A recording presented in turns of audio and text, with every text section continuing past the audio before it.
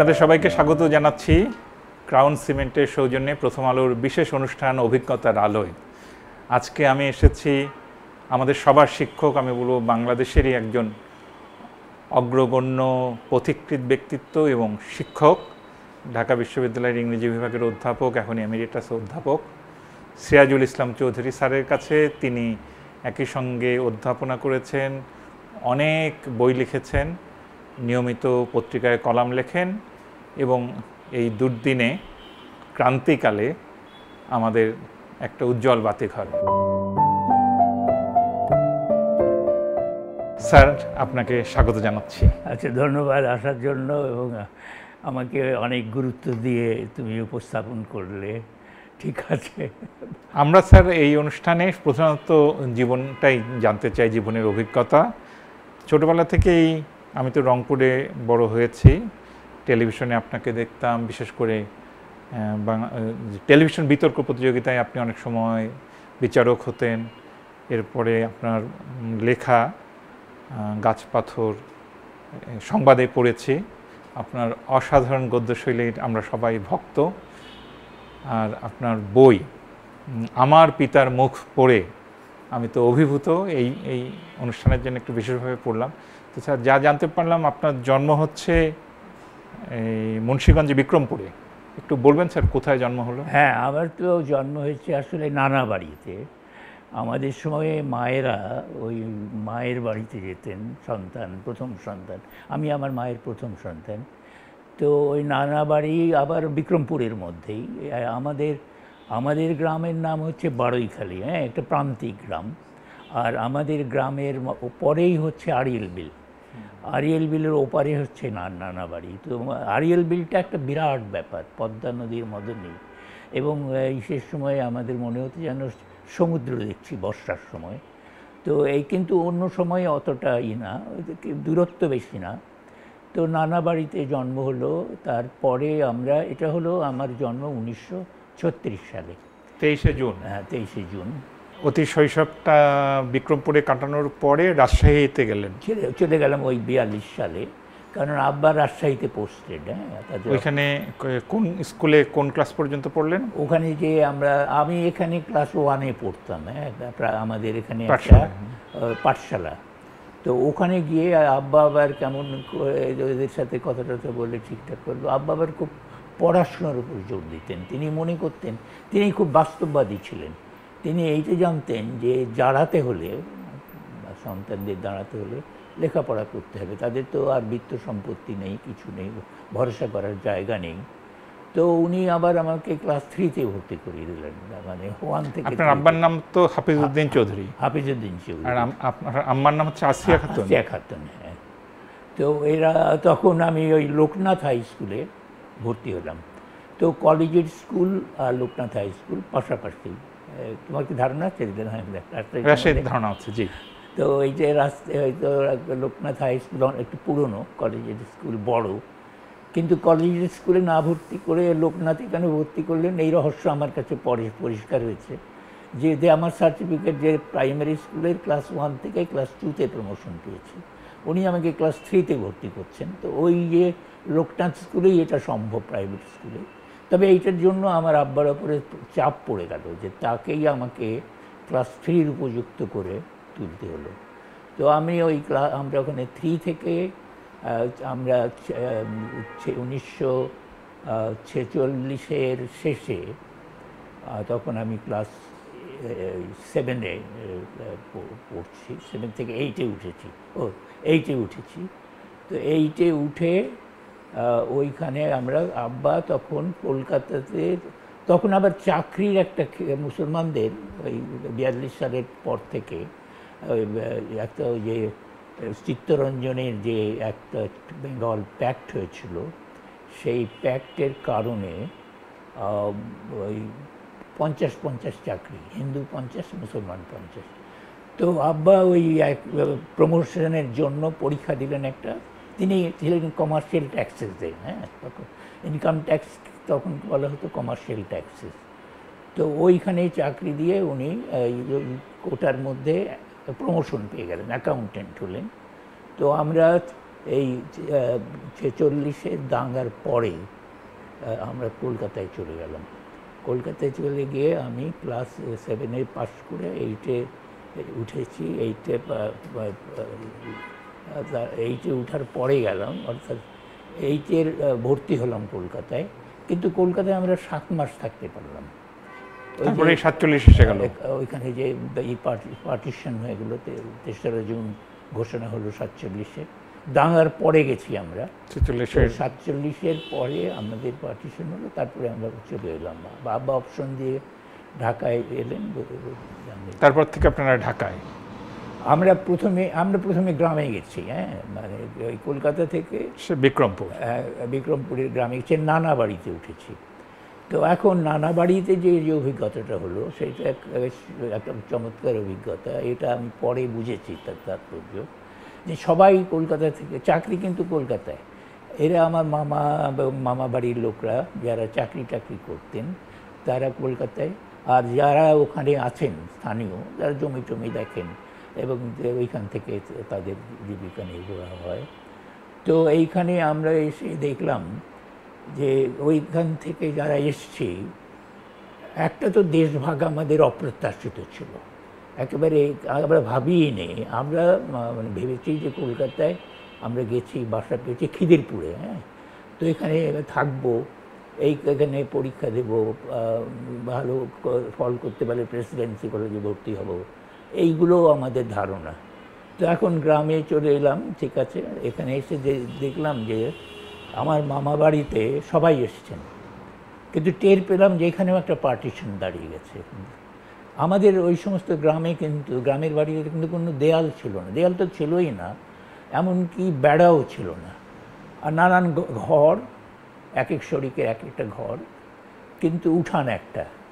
তো কার কোনটা ঘর এইটাও আমরা পার্থক্য করতাম না। যাই হোক, তো ওইখানে একেবারে মেলামেশা, সবাই একসাথে আছি। কিন্তু একটা নীরবে একটা প্রাচীর দাঁড়িয়ে গেল। সেটা হলো যারা সরকারি কর্মচারী থেকে এসছে আর যারা ওখানে বেসরকারি প্রতিষ্ঠানে করতো, মিউনিসিপ্যালিটিতে, কর্পোরেশনে, ধরো মিউনিসিপ্যালিটি না, কলকাতা কর্পোরেশনে চাকরি করে, তারপরে শিপিং কোম্পানিতে চাকরি করে, বিভিন্ন কোম্পানিতে চাকরি করে।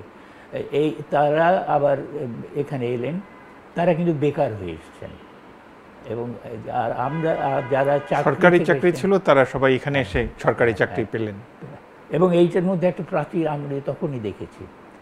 আর যেটা হলো যে স্বাধীনতার কোনো উল্লাস আমরা পেলাম না। আমরা স্বাধীনতার যে কীভাবে আমরা গ্রহণ করলাম স্বাধীনতাকে 14ই আগস্ট, সেটা হলো যে আমাদের ওই নানাবাড়ি পদ্মাপাড়ে, হ্যাঁ, তো আমরা ভাগ্যকুল এখানে, তো পদ্মাপাড়ে আমরা নৌকা করে সবাই গেছি। ওই প্লাটুনের ওপরে নৌকায় দাঁড়িয়ে আছি, হাতে পাকিস্তানের নিশান, আমরা আওয়াজ দিচ্ছি পাকিস্তান জিন্দাবাদ, কায়েদে আজম জিন্দাবাদ, নারায়ে তাকবীর, এগুলো আওয়াজ হচ্ছে।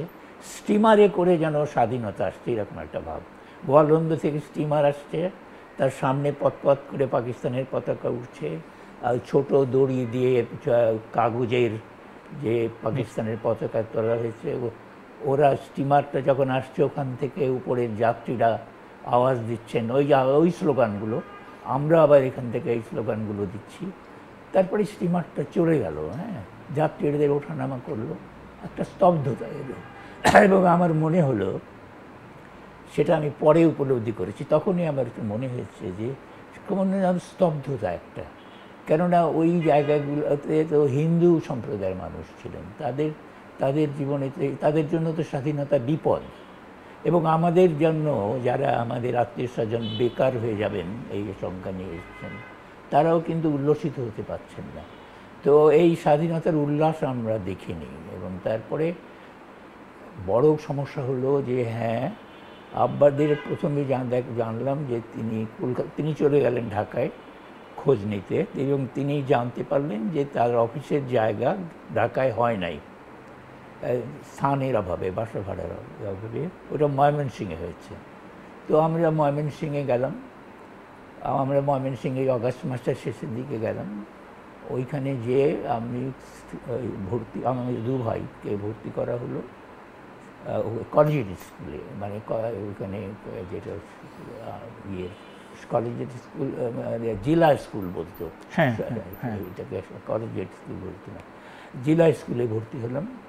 জেলা স্কুলের ওখানে আমার ম্যাট্রিক পরীক্ষার জন্য ওখানে থাকবো হয়তো ঠিক হয়েছিল, কিন্তু অফিস আবার ঢাকাতেই পাওয়া গেল।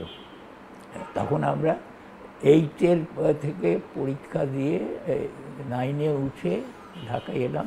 ঢাকায় এসে সেন্ট গ্রেগরিতে ভর্তি হলেন। এবং ঢাকায় এসে খুব ঢাকা কিন্তু আমাদেরকে গ্রহণ করার জন্য একেবারেই প্রস্তুত ছিল না। হ্যাঁ, কেননা ঢাকায় কোনো বাসা বাড়ি ছিল না, ভাড়া দেবে এই একটা যে সংস্কৃতি সেটা ছিল না। কলকাতায় তবুও বাসা পাওয়া গেছে, ঢাকায় কোনো বাসা নেই। আচ্ছা, এখন কী হবে? আত্মীয়ের বাসায়, আমার মনে আছে বাড়ির কথা, এটা হচ্ছে এই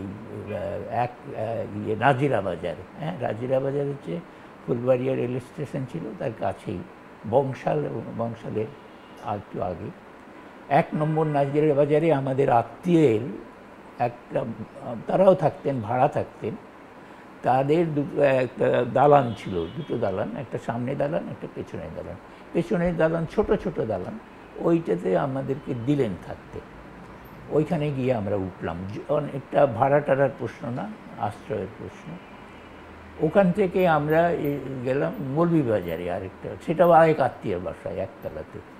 তো ইতিমধ্যে আব্বার সবসময় একটা ধারণা ছিল যে মিশনারিদের স্কুলে ভালো পড়াশোনা হয়, সেজন্যে উনি কলকাতাতে আমাদেরকে ভর্তি করেছিলেন সেন্ট বার্নাবাস স্কুলে, কিদিরপুরে। হ্যাঁ, তো ওইখান থেকে এসে ঢাকায় মিশনারিদের স্কুল সেন্ট গ্রেগরিস, আবার সেটা ভালো স্কুলও বটে, ওখানে নিয়ে গেলেন।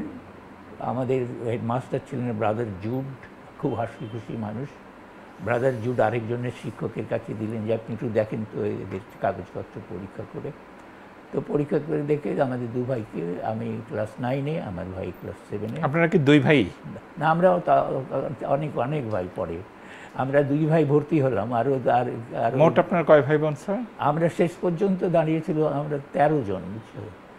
আমরা 13 ভাই বোন।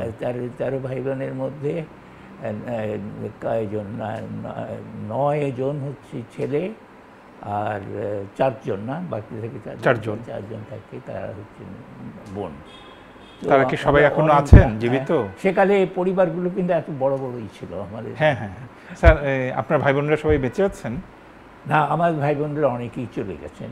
আমরা আমার সাথে ওই যে মেজো ভাই বললাম না, আমার সবচেয়ে বন্ধুর মতো ছিল।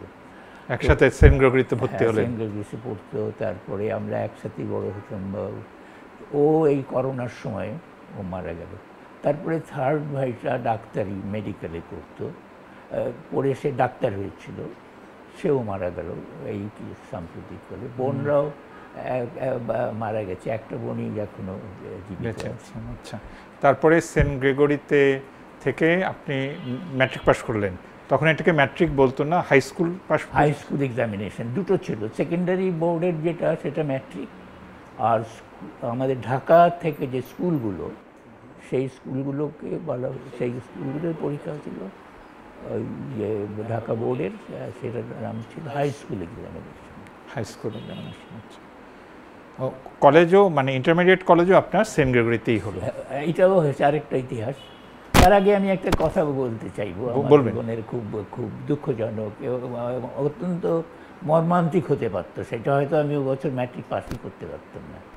তো ঘটনা হলো এই যে ওইখানে ঢাকা তখন সেকেন্ডারি বোর্ডেরও পরীক্ষা হচ্ছে, ঢাকা বোর্ডেরও পরীক্ষা হচ্ছে। কেমন, এখন ঢাকা বোর্ডের যে পরীক্ষা সেটাতে আমাদের স্কুলের ঢাকা গিয়ে, আর সেকেন্ডারিটা হচ্ছে ম্যাট্রিক। হ্যাঁ, তো খবরের কাগজে পাকিস্তান অবজারভার পত্রিকাতে বেরিয়েছে, রোল নাম্বার অনুযায়ী ডিস্ট্রিবিউশন বেরিয়েছে।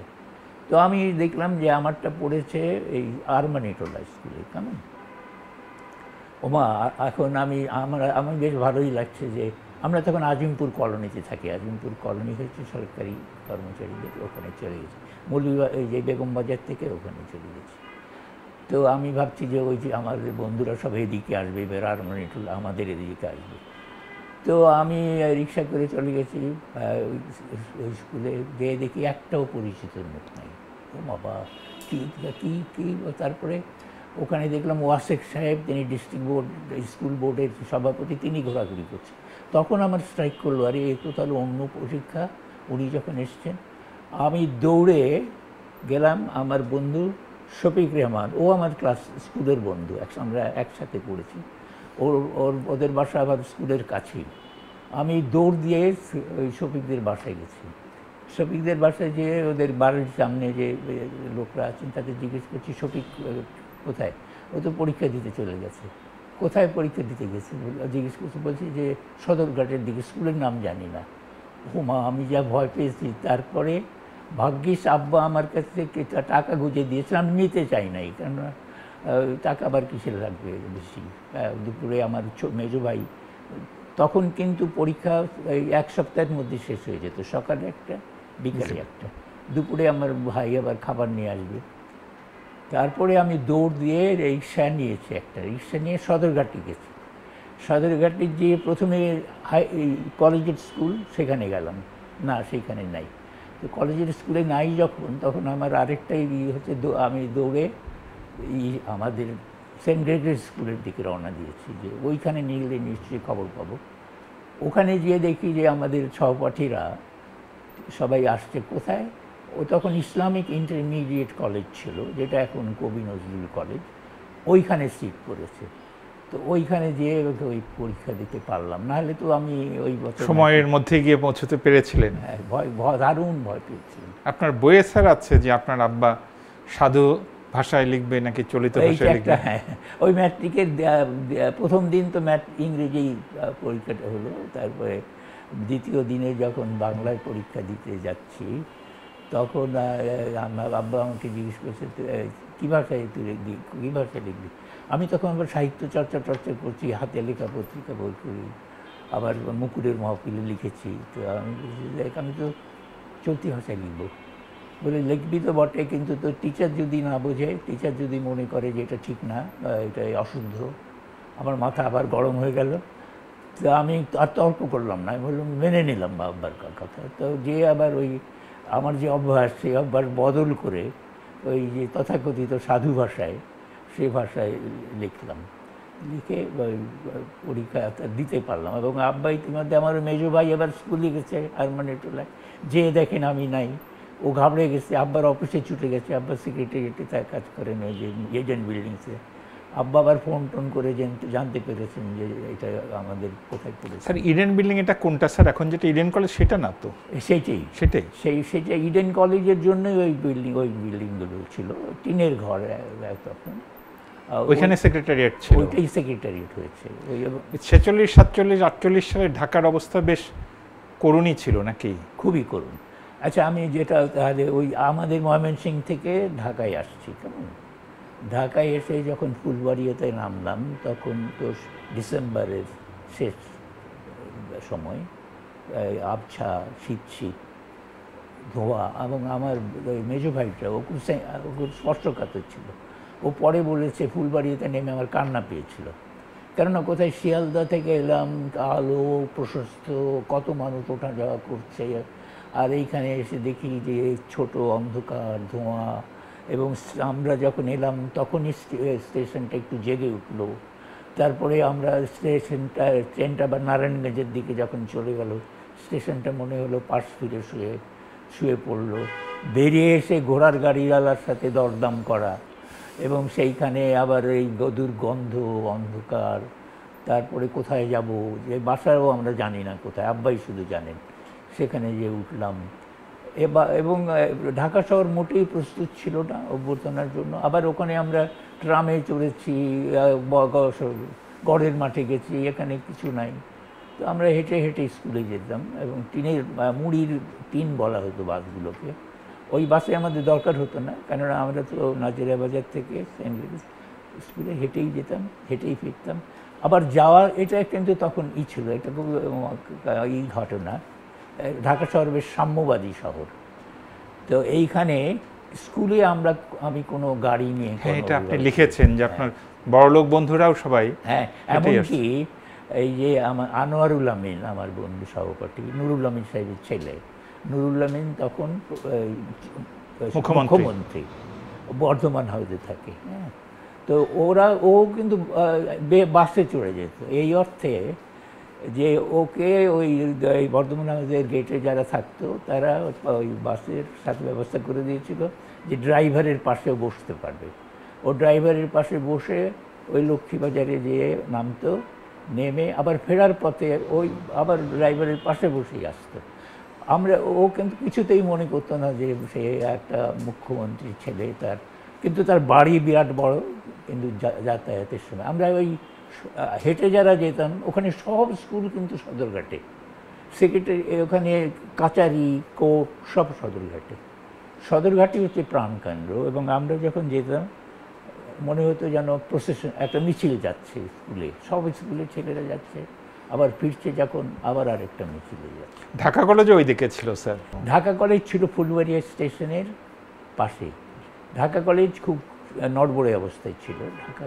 ঢাকা কলেজে তখন কতগুলো বাড়ি, ছোট ছোট স্যার আইয়ুব খানের বইয়ের মধ্যে আছে যে উনি যখন প্রথম ঢাকায় এলেন উনি দেখেন যে কিছুই নাই, এই কতগুলি বাঁশের। তারপরে স্যার 52 সালের বর্ণনাগুলি যে আমরা পাই, যে ওই যে মেডিকেল ছাত্রাবাসে যে পিকেটিং হচ্ছে, গুলি হচ্ছে, ওগুলি নাকি স্যার বাঁশের তৈরি স্যার? ওইগুলো ছিল ব্যারাক। এই ব্যারাকগুলো তৈরি হয়েছিল, Nilkhet barrack, Palashi barrack. Medical কলেজের ওই আবাসিকগুলো ব্যারাক ছিল। মেডিকেল কলেজ তো আগে স্কুল ছিল, পরে মেডিকেল কলেজ হচ্ছে। ওইগুলো ছিল ব্যারাক। ওই যে যুদ্ধের সময়ে ঢাকাতে সৈন্যদের থাকার জন্য এই ব্যারাকগুলো তৈরি করা হয়েছিল। তো ওই ব্যারাকগুলো তো যুদ্ধের পরে, সে ব্যারাকগুলো কিসের তৈরি ছিল? বাঁশেরই।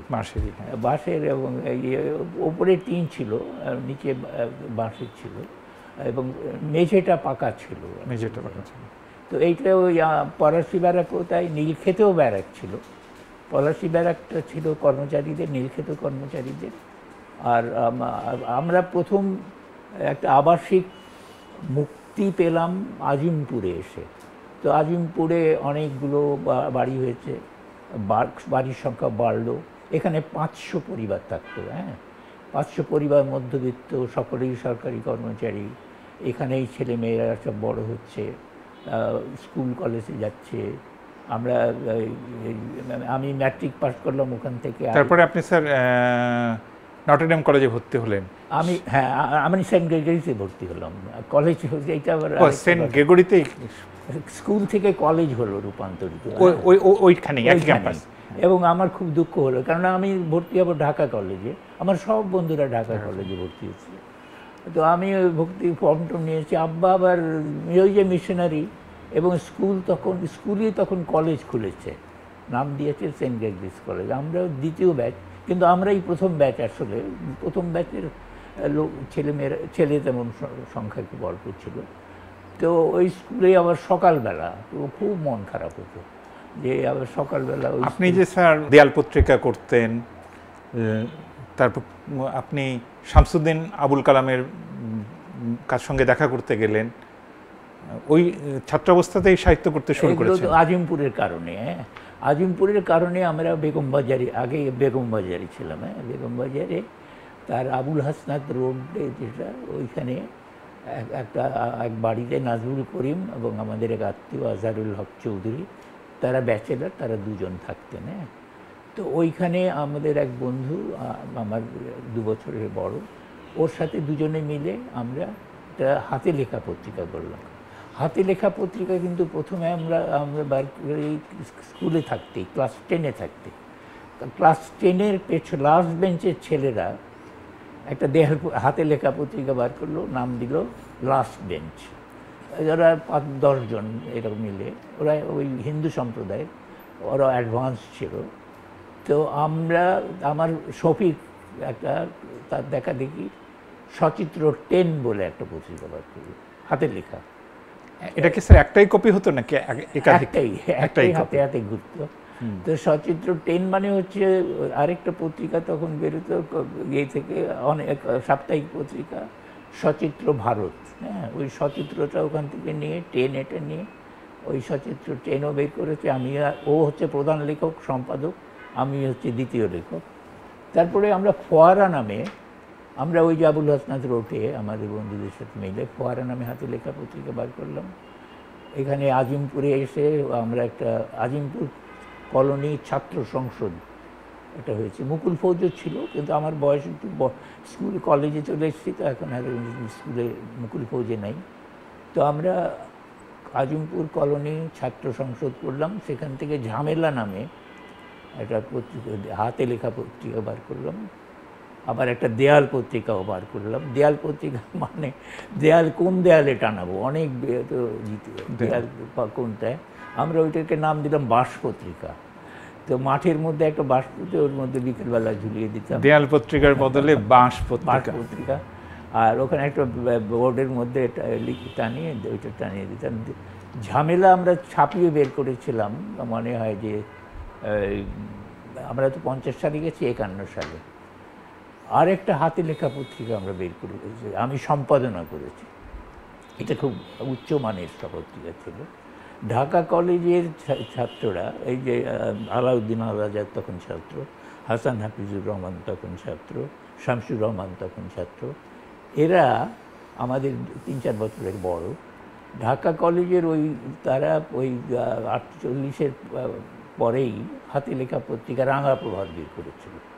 রাঙা প্রভাতের সম্পাদনার সাথে হাসান হাফিজুর রহমান এবং আমাদের কলোনিতে থাকতেন তার সহপাঠী সৈয়দ আব্দুল কাদের, তিনি যুক্ত ছিলেন। তো হাসান ভাই তখন ইউনিভার্সিটিতে চলে এসছেন, তারা হাতের লেখা পত্রিকা বার করবেন না। তো ওই পত্রিকাটা আমাদের কাদের ভাই বললেন যে তাহলে আমাকে বললো যে তুমি তো লেখাশেখার উৎসাহী, তুমি এইটা বের করো। হাতে লেখা রাঙা প্রভাতের 2য় সংখ্যা আমি সম্পাদনা বেরোলো। লেখাগুলো কিন্তু হাসান ভাই জোগাড় করে দিয়েছিলেন। আমাদের 2-একটা লেখা ছিল, এবং সেখানে এই শামসুর রহমানের লেখা, সৈয়দ আতিকুল্লাহর লেখা এবং মনির চৌধুরীর একটা ছোট গল্প, আগে তখনও হাতে কোথাও প্রকাশিত হয়নি, ন্যাংটার দেশে। এই গল্পটা কিন্তু আমাদের ওই হাতে লেখা পত্রিকায় আমরা প্রকাশ করেছিলাম। মনির চৌধুরী স্যার আপনার বড়? অনেক বড়, অনেক বড়। হ্যাঁ, মনির চৌধুরী তো আমাদের শিক্ষক ছিলেন, এবং মনির চৌধুরী আমাদের কাছে তখন একটা বীর পুরুষ আর কি। জেল খেটে বেরিয়েছেন, একবার জেল খেটে বেরিয়েছেন, ঢাকা বিশ্ববিদ্যালয়ে শিক্ষকতা করছেন, তখনও দ্বিতীয়বার জেলে যাননি। আমরা বিশ্ববিদ্যালয়ে ঢুকেছি 52 সালে, রাষ্ট্রভাষা আন্দোলনের বছরে। সে বছরে উনি জেলে, তখন তিনি জেলে, কিন্তু তার আগেই মনির ভাইকে আমি দেখেছি কার্জন হলে, এবং সেটাও একটা অভিজ্ঞতা। ওই সময় আপনি মিছিলে গিয়েছিলেন? সবকটা মিছিলেই যেতাম আমরা ওই রাষ্ট্রভাষা আন্দোলনের প্রথম দিকে। আর মনির চৌধুরীর প্রসঙ্গে যখন একটু বলবো, এই যে মনির চৌধুরী তো প্রথমে জেলে থেকে বেরিয়ে এসছেন, ঢাকা বিশ্ববিদ্যালয়ে শিক্ষকতা করেন। ইকবাল দিবস হচ্ছিল, এটা 51 সালে হবে, 51 সালে ইকবাল দিবস উদযাপিত হচ্ছিল বিশ্ববিদ্যালয়ের উদ্যোগে কার্জন হলে। কেমন, এখন মনির চৌধুরী ওখানে ইকবালের ওপরে একটা বক্তৃতা দিলেন ইংরেজিতে। হ্যাঁ, উনি তো ইংরেজির অধ্যাপক ছিলেন, এবং সেই বক্তৃতাতে উনি ইকবালের যে লেনিনবাদী কবিতাগুলো আছে, যেগুলোতে উনি প্রায় মার্কসিস্ট, প্রায় কমিউনিস্টদের কাছাকাছি। শুধু একটাই অসুবিধা যে তিনি ওই ধর্মের ব্যাপারে মানতে পারেন না, যে নাস্তিকবাদ প্রচার করে। তো ওইগুলো কোট করে উনি এত সুন্দর একটা বক্তৃতা দিলেন ইংরেজি ভাষায়, যে প্রমাণ করার জন্য যে ইকবাল যে শুধু পাকিস্তানের স্বপ্ন দেখছেন তা না, তিনি সমাজতান্ত্রিক সমাজের স্বপ্ন দেখেছেন। তো ফেরার পথে মনির চৌধুরী যাচ্ছেন, আমিও পিছনে পিছনে যাচ্ছি, সাইকেলে তিনি যাচ্ছেন। তিনি বলছিলেন যে প্রফেসর সাদানি, WH সাদানি, উর্দুর প্রফেসর, উনি মনির চৌধুরীকে চ্যালেঞ্জ দিয়েছিলেন যে ইকবাল দিবসে তো তুমি বক্তৃতা করবা, যেহেতু তুমি তো নিশ্চয়ই তাকে কমিউনিস্ট বানানোর চেষ্টা করবা, তো তুমি তো পারবা না। তো উনি বললেন যে আমি চ্যালেঞ্জটা নিয়েই এই বক্তৃতাটা দিলাম। ওই মনির চৌধুরীকে প্রথম দেখলাম, প্রথম শুনলাম, পরে তো আমাদের মনির চৌধুরী এই আমাদের ভাই হয়ে গেছিলেন, শিক্ষক, কিন্তু আমরা তাকে মনির ভাই বলেই রাখতাম। 21শে ফেব্রুয়ারির দিনটা মনে আছে স্যার আপনার? হ্যাঁ, খুব মনে আছে। 21শে ফেব্রুয়ারি যে কি ঘটবে এটা আমরা জানতাম না, কেমন। আমরা তো ছোট কলেজ, বুঝছো, সকালবেলার কলেজ, ওখানে তো বড় নাই, মিছিল টিছিল করে আসে। আর আমরা থাকি আজিমপুর কলোনিতে।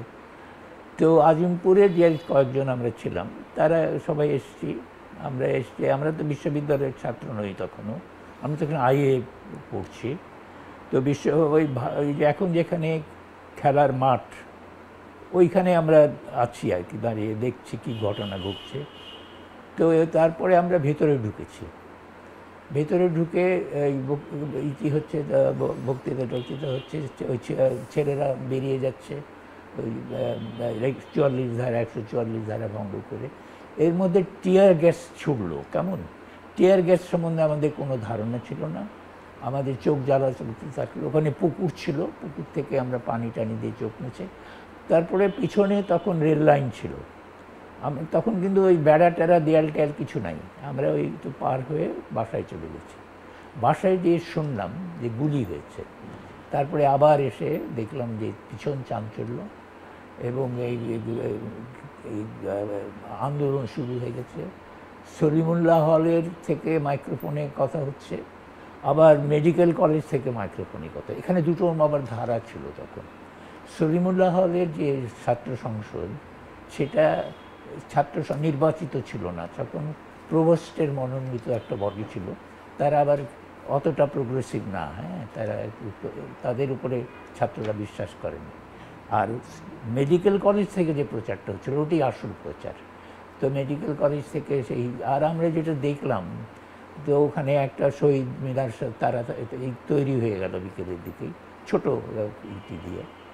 তো তারপরে মানুষ টাকা দিচ্ছে বা স্বর্ণালঙ্কার জমা দিয়ে যাচ্ছে, যে স্বতঃস্ফূর্ততা। এবং আরেকটা জিনিস যেটা ঘটলো সেটা হলো ঢাকার লোকরা, ওরা কিন্তু যেহেতু ওরা একটু উর্দু মানে একটা নিজস্ব ভাষায় কথা বলতো, সেই উর্দু মিশ্রিত, এবং নবাব বাড়ির প্রভাবে ছিল, সর্দারদের প্রভাবে ছিল, সেজন্যে তারা কিন্তু এইটাতে সমর্থন দিত না। কিন্তু যে মুহূর্তে শুনলো যে ছাত্র মারা গেছে, এটা অদ্ভুত ঘটনা, ছাত্র মারা গেছে, এটা শুনে ওই ঢাকা শহরের সমস্ত ঢাকা শহর একেবারেই জেগে উঠল। পিয়ারু সর্দার বলে একজন ছিলেন, তার ওখানে ঠিকাদারি ছিল ওই মেডিকেল কলেজের ভেতরে।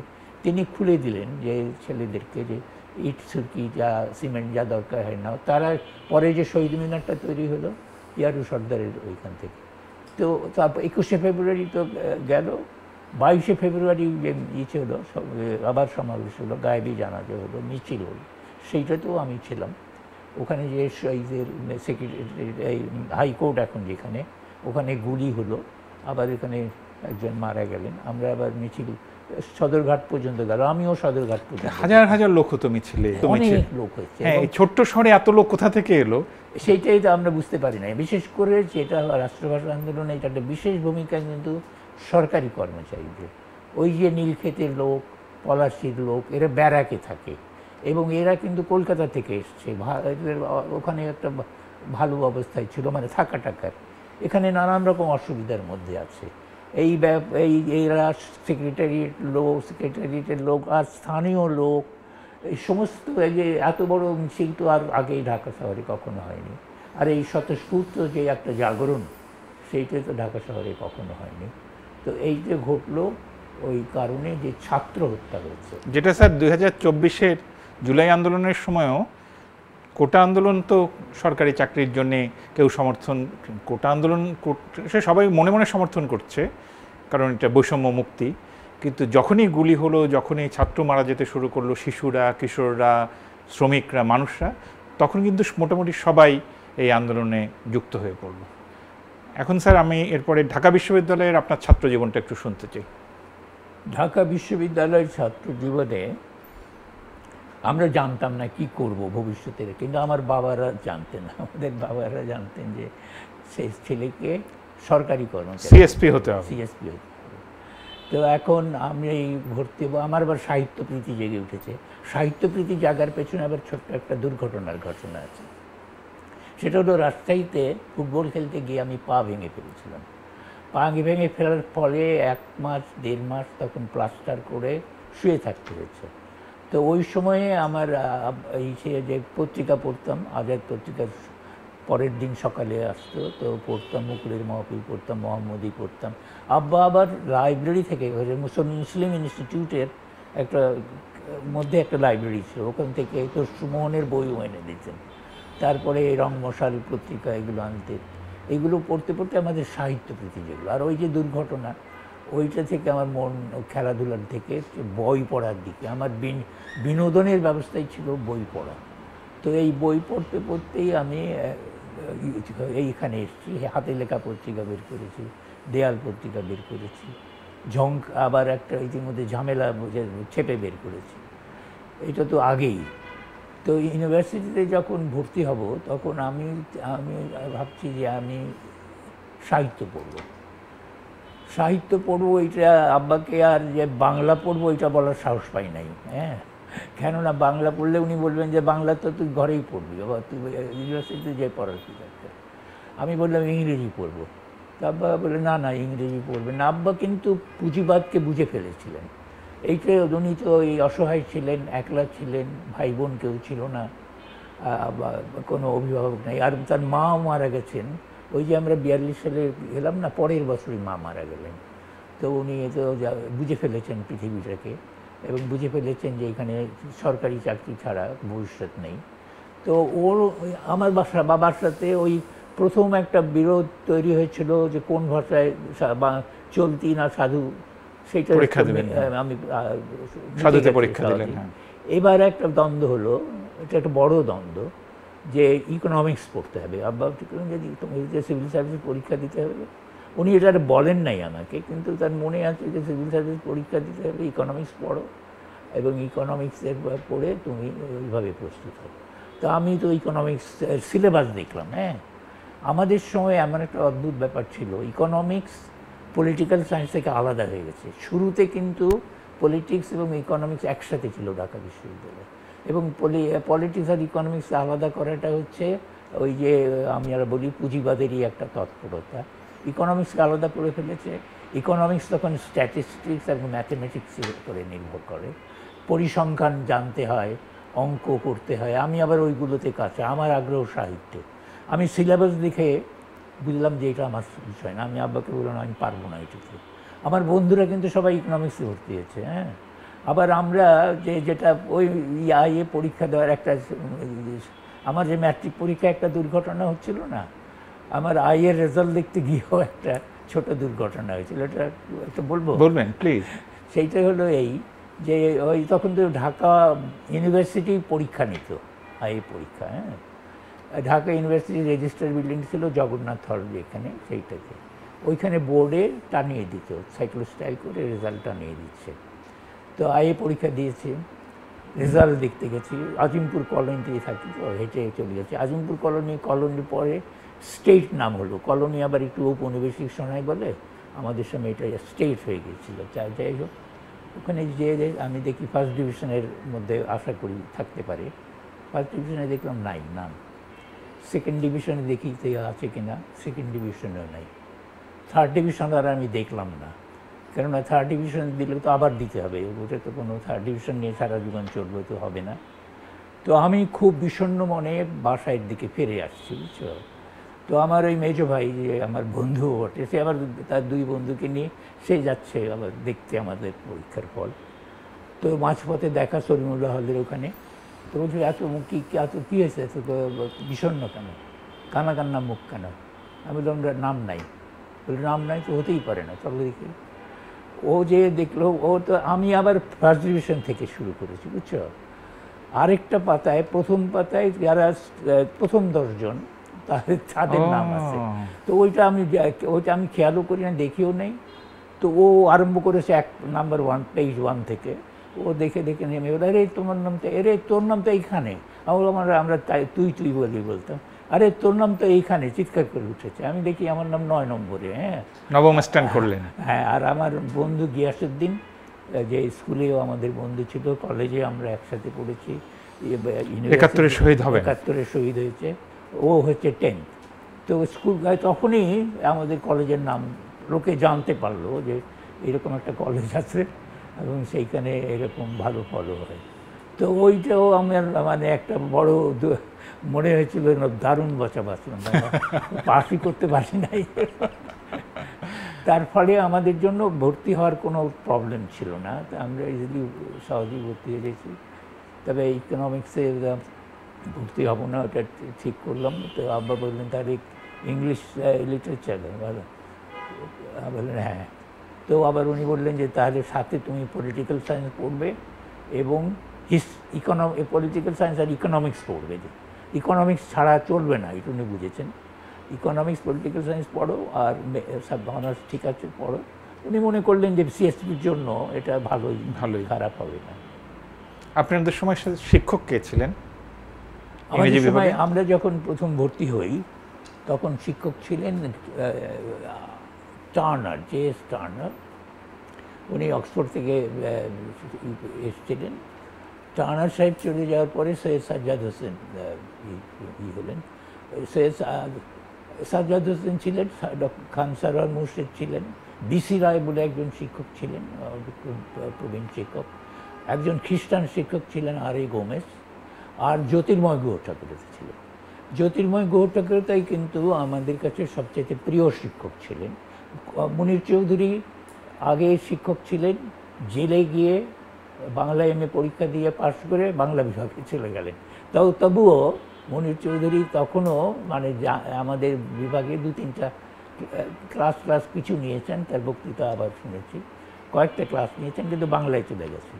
জ্যোতির্ময় গুহ ঠাকুরতা খুব আমাদেরকে উদ্দীপ্ত করতেন। এবং আমার মনে আছে যে উনি সুইনবার্নের একটা কবিতা পড়াতে গিয়ে রবীন্দ্রনাথের উর্বশী কবিতার সাথে তুলনা করলেন, এবং আমরা তখনই বুঝলাম যে রবীন্দ্রনাথের কবিতা অনেক উঁচু মানের। আমরা কিন্তু আমাদের মানসিকতা ওই যে উপনিবেশিক ইংরেজি সাহিত্য পড়ি, আমরা এলিয়েট এবং ইয়েটসের বাইরে ভাবতে পারি না।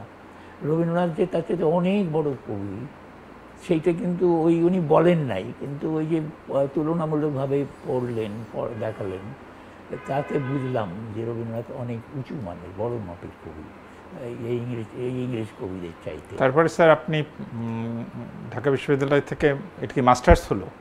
আমি অনার্স করলাম। অনার্স করে টিচার হলেন?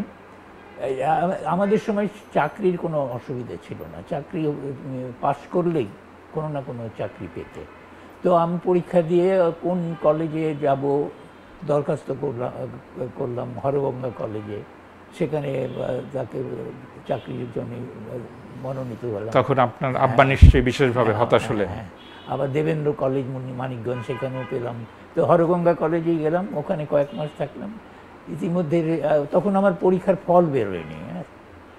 পরীক্ষার ফল বেরোনোর পরে তো ভালো ফল পেয়েছি, আমি আবার প্রথম শ্রেণীতে প্রথম হয়েছিলাম সেইবার।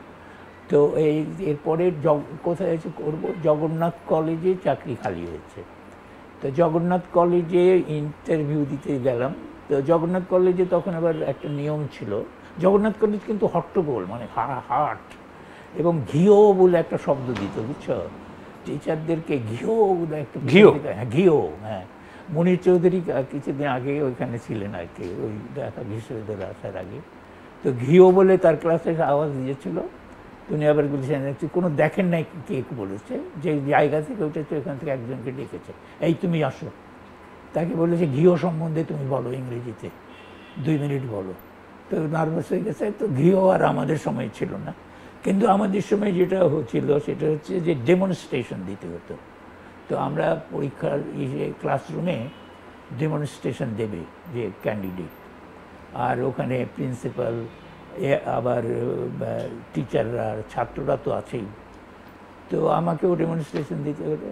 তো আমার যে ওখানে আমাদের সিলেবাসে কিটসের অটাম কবিতাটা ছিল, হ্যাঁ, অটাম আমার পড়া ছিল, আমি কিটসে তো পড়েছি, কাজে আমি ওইটা কোনো কষ্ট হলো না। আর আমরা যেটা, আমার একটা সুবিধা ছিল যে আমরা নাটক করতাম, আমরা যে আজমপুর কলোনি ছাত্র সংঘের না, ওখানে নাটক করতাম, ছায়া নাটক করতাম, রবীন্দ্র, সুকান্ত, নজরুল একসাথে জয়ন্তী করতাম।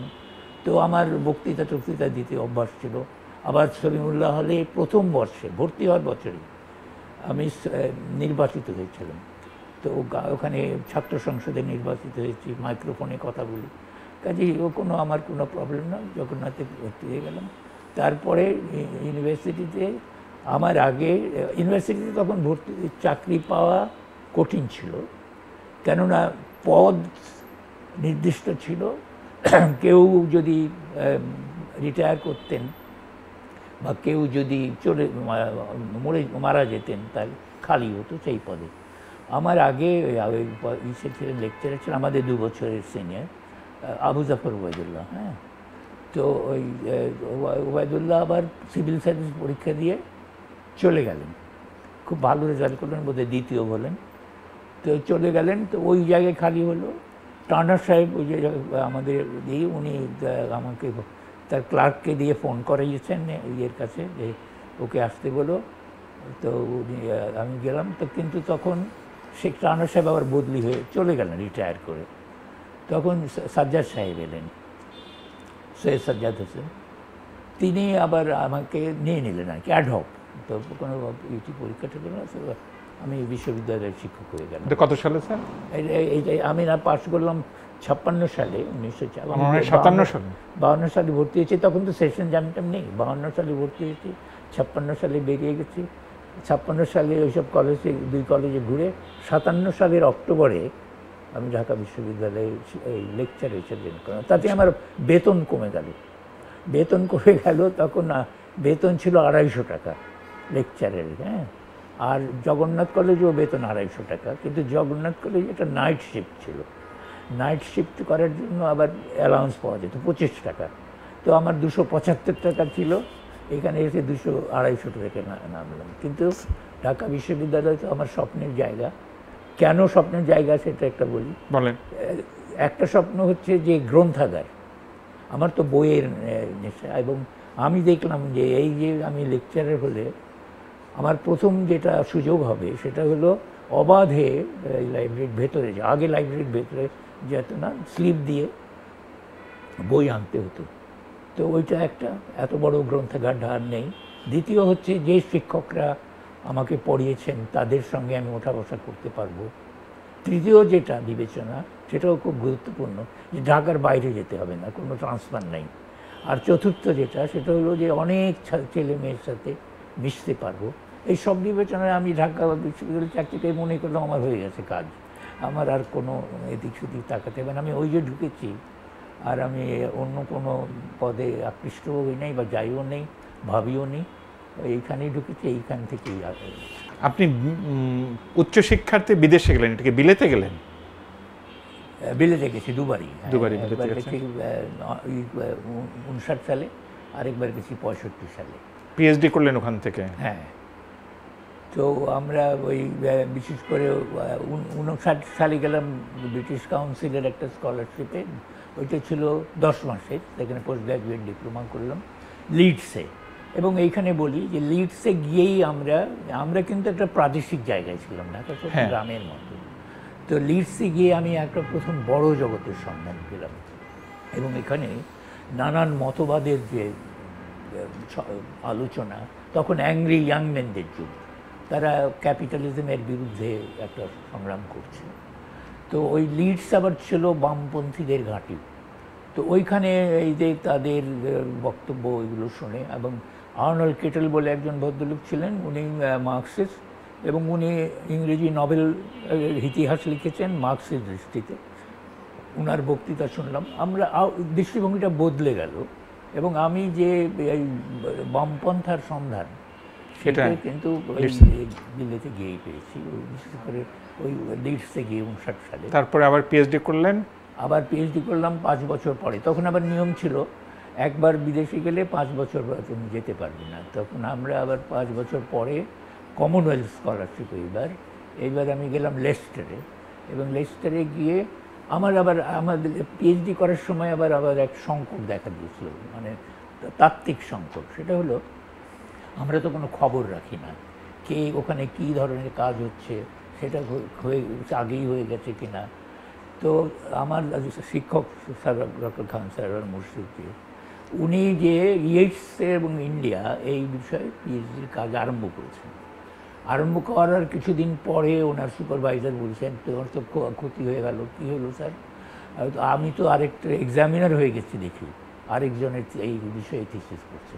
তখন ইয়েটসের সঙ্গে উনি এলিয়েট এবং সুইনবার্নকে মিলিয়ে একটা তিনজনের মিলিয়ে একটা পিএইচডি করলেন। 3 নম্বর নামটা কি বলেন স্যার? ইয়েটস, এলিয়ট আর সুইনবার্ন। হ্যাঁ, তো আমি ঠিক করলাম যে আমি তো তাহলে তো ওই রকম যদি কোনো একটা বিষয় করলে হবে না, তো আমার বা নভেলের উপরে তখন কৌতূহল।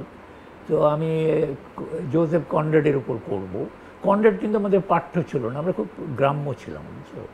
তো কনরাডের উপন্যাস হার্ট অফ ডার্কনেস পড়েছি, কনরাডের উপর করবো, কিন্তু কনরাডের উপরে করলে তো কুলাবে না, এবং সেজন্য Conrad, M Forster, D H Lawrence, তিনজন উপন্যাসিকের বিষয়টা কী করলাম, ইভিল, আমার ইসের নাম দিয়েছিলাম the enemy territory, evil, treatment of evil in the novels of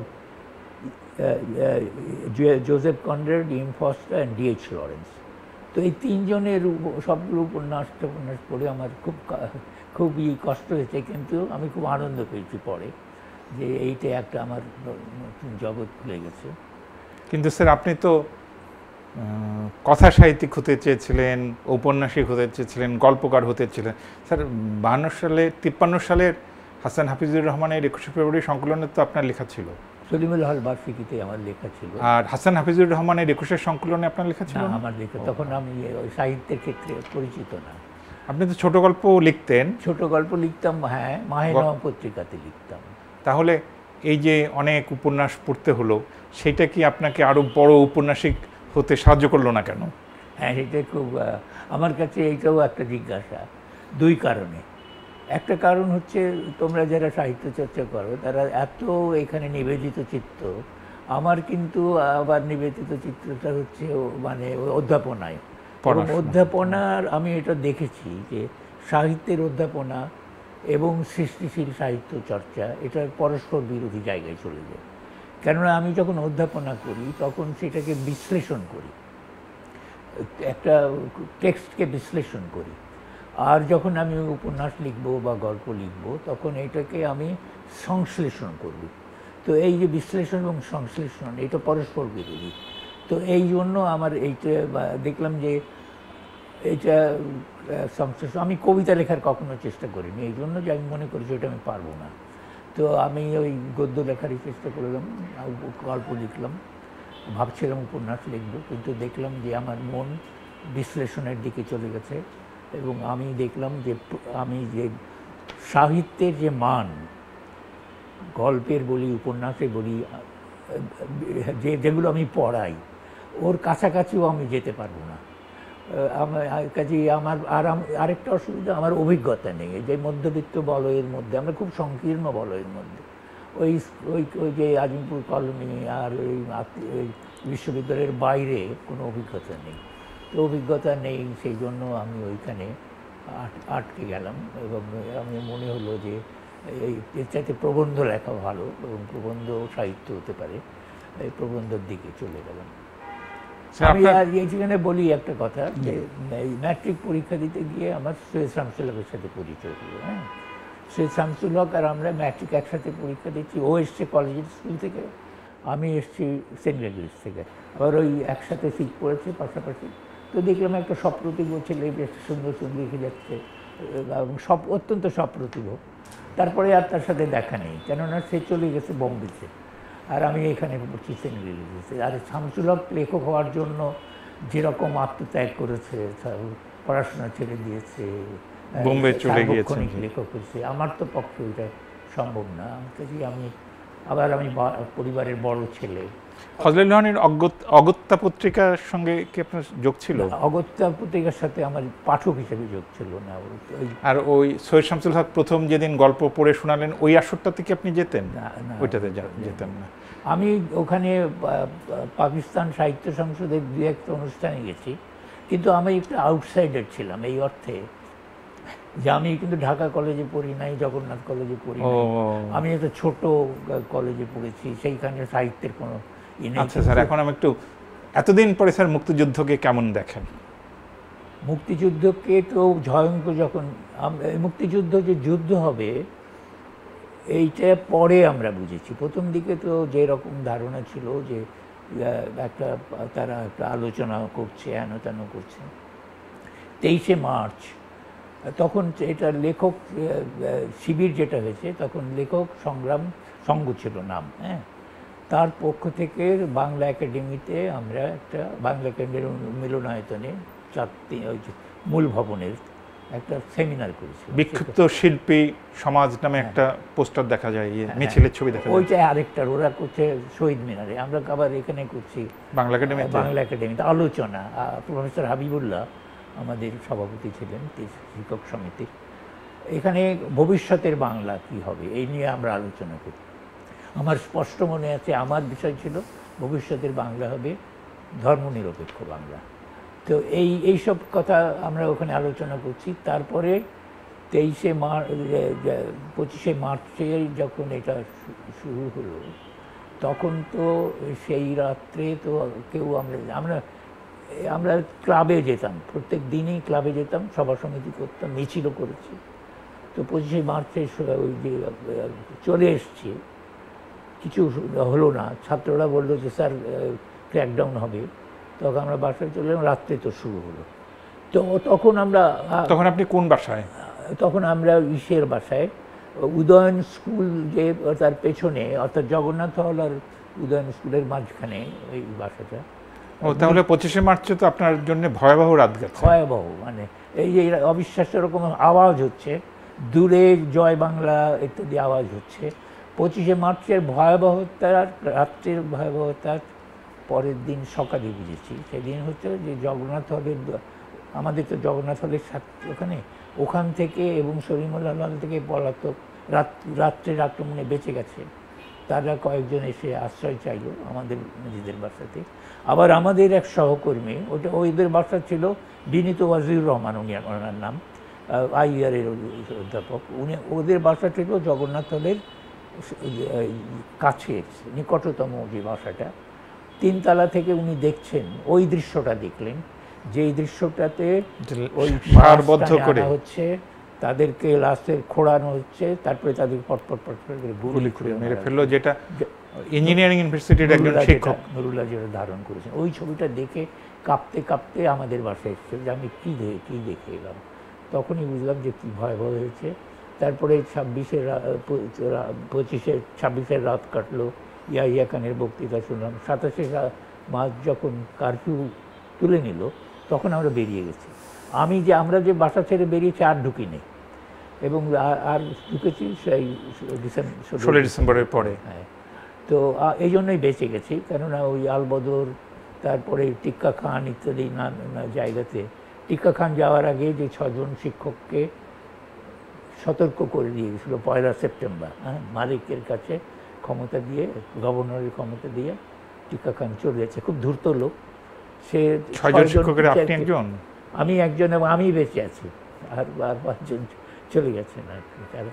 তো আমরা তখন অন্তত 1 সেপ্টেম্বরের চিঠি পেয়ে এটা বুঝলাম, ওয়ার্নিং, যে আমরা অন্তত মারবে না, সে সতর্ক করে যেহেতু দিয়েছে।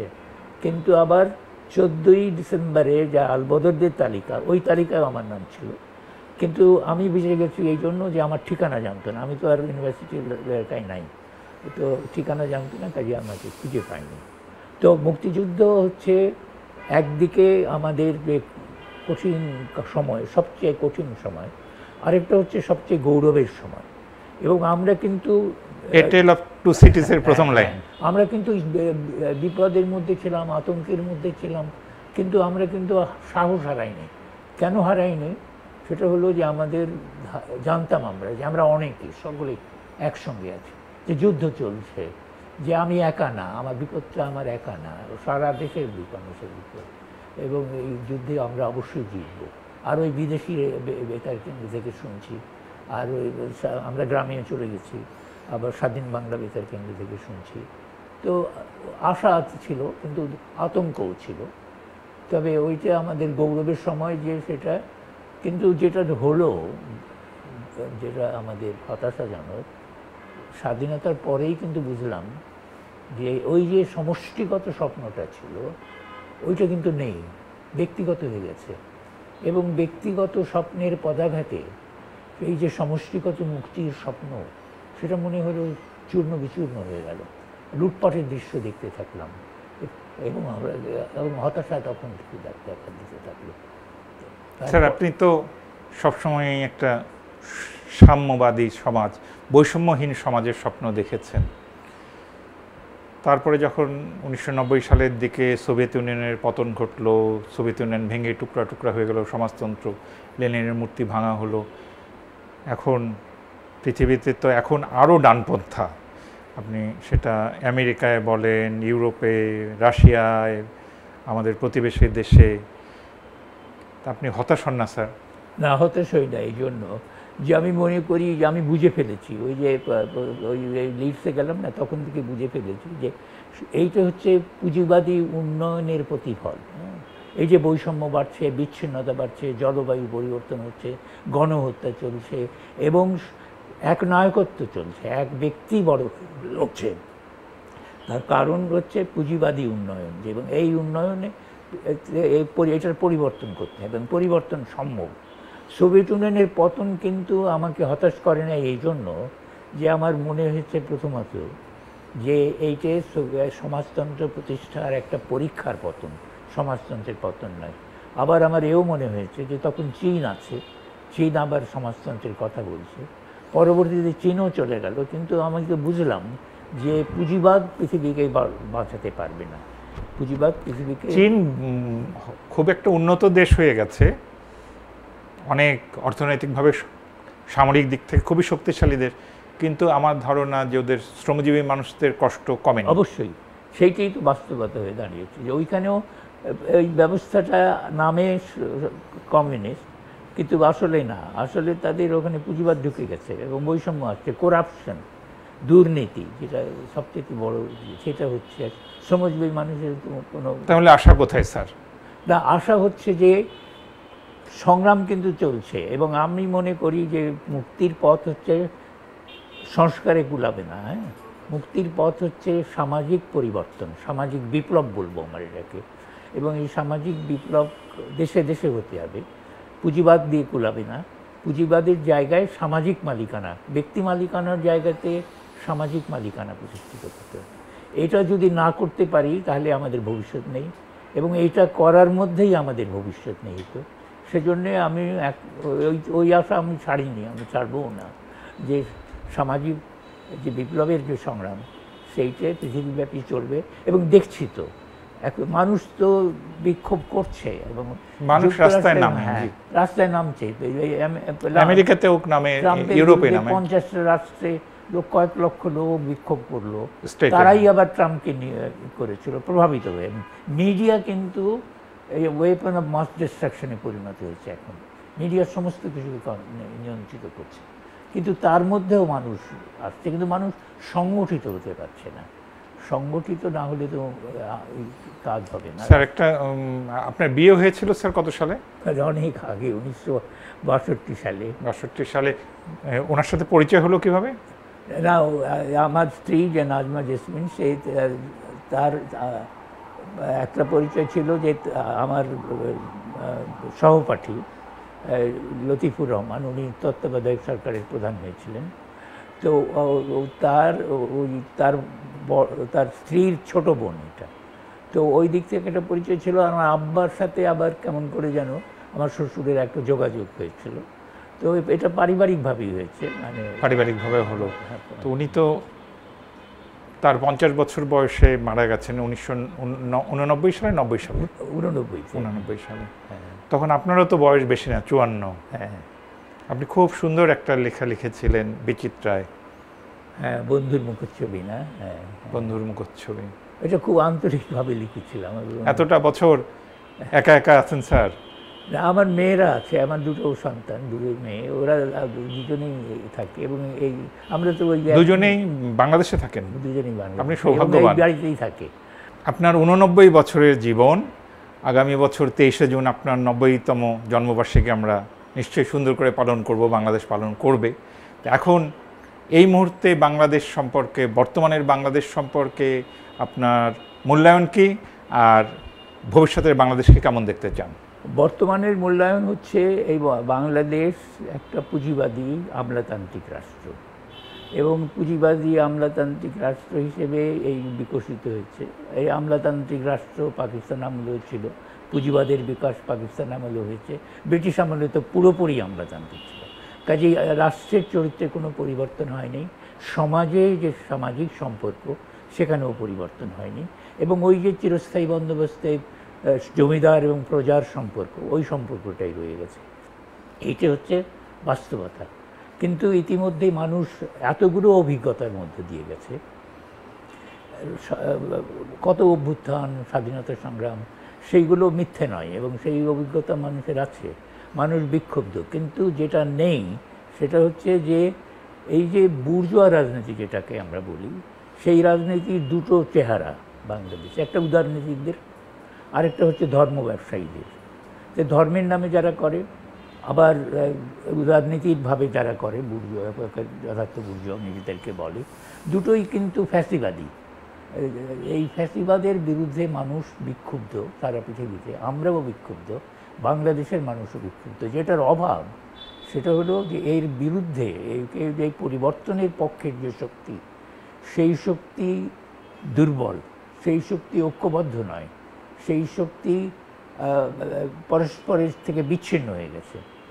তো ওই যে আমার ভবিষ্যতে যদি আমি দেখতে চাই, তাহলে আমি দেখব যে এই সমাজকে বদলাতে হবে, এবং সমাজই হচ্ছে, আমরা সমাজেই বাস করি, রাষ্ট্র সমাজের উপর কর্তৃত্ব করে। সমাজকে বদল করতে হলে ব্যক্তি মালিকানার জায়গাতে সামাজিক মালিকানা প্রতিষ্ঠিত করতে হবে।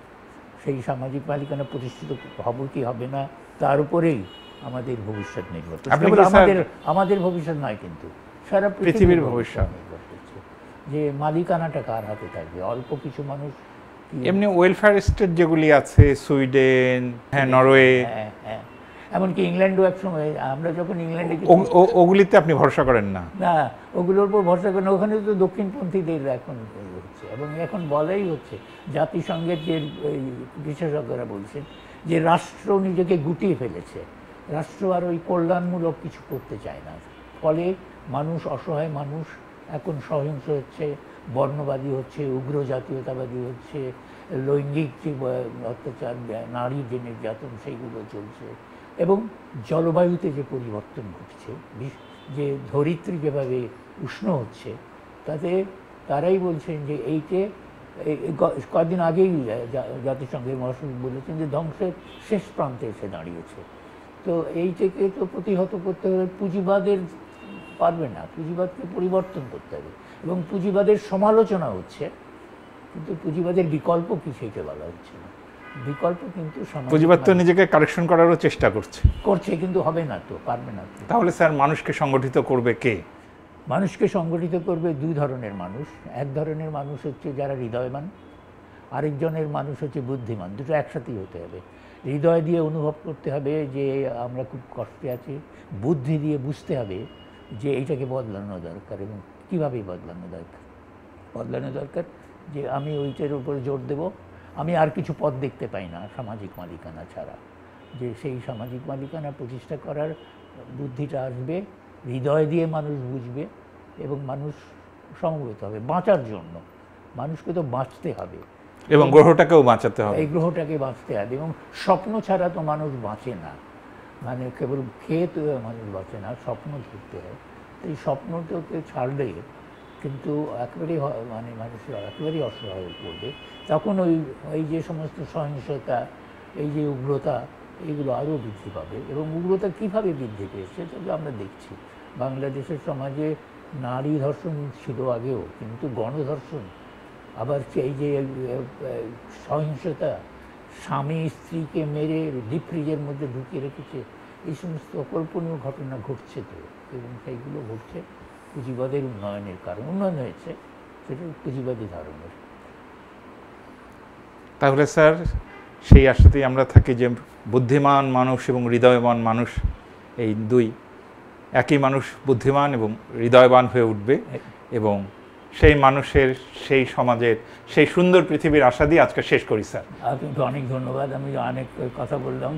প্রিয় দর্শক, এতক্ষণ আমরা বাংলাদেশের শিক্ষক, আমাদের অগ্রগণ্য বুদ্ধিজীবী, লেখক এবং অধ্যাপক সিরাজুল ইসলাম চৌধুরীর সঙ্গে কথা বললাম। তার অভিজ্ঞতার আলোয় বাংলাদেশ আলোকিত হোক, পৃথিবী আলোকিত হোক। সবাই ভালো থাকবেন।